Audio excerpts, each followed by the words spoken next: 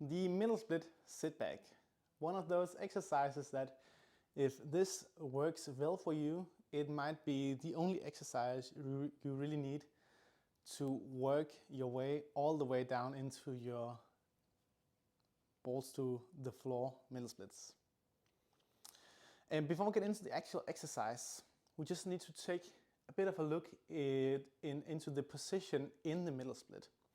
So once I start going into a wider position, at some point I will have to start twerking or anteriorly tilting my hips. So basically rotating and sticking my butt out. How much twerk I need is going to be hugely individual. Also how early I will need it. Yeah. But at some point we are going to need that to happen. So for the initial position here, we want to slide into the position when this starts to happen more or less natural, or into the position where we need to start making this happen. Then what we need is not necessarily a chair, but some kind of object. We could actually also do it with our back towards the wall. But I'm just going to set up with a slight bit of distance to whatever object I have. Slide into my position where I need just a bit of twerk. And then what I'm going to do from here is I'm going to try to exaggerate this twerk and push my hips backwards until I make contact with the chair. And then come back into my starting position where my hips are more or less in line with my feet. And then I'm actually just going to perform this for reps.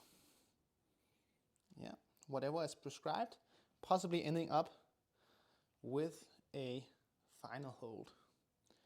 Notice how the way that I'm pushing my hips backwards, and part of the reason why we're using an object to limit how far I can push my hips backwards is that we don't want to turn it into a good morning kind of movement. Now, with enough anterior tilt, it is natural for the torso to also come a bit forwards. But we would rather try to use maybe a bit more arching from the lower back rather than pushing the hips excessively backwards. Again, we can allow some of this movement.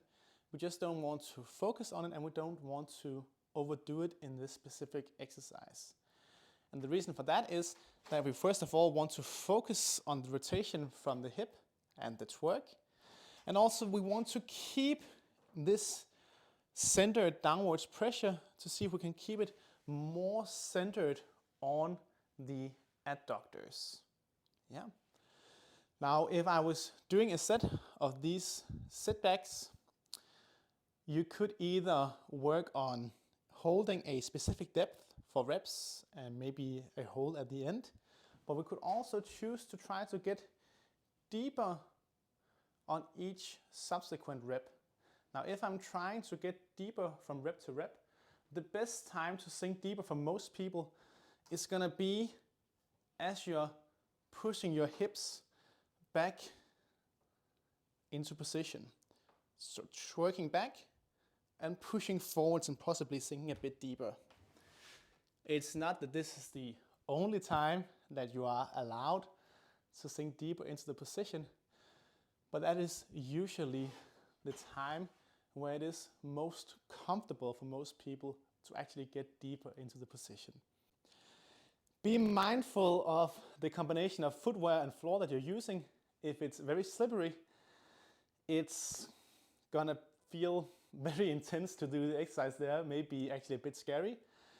But you also don't want it to be so, let's call it sticky, that you can't slide out at all. So there's kind of this perfect combination for you at your current level of slidiness that it might take a bit of experimentation to find.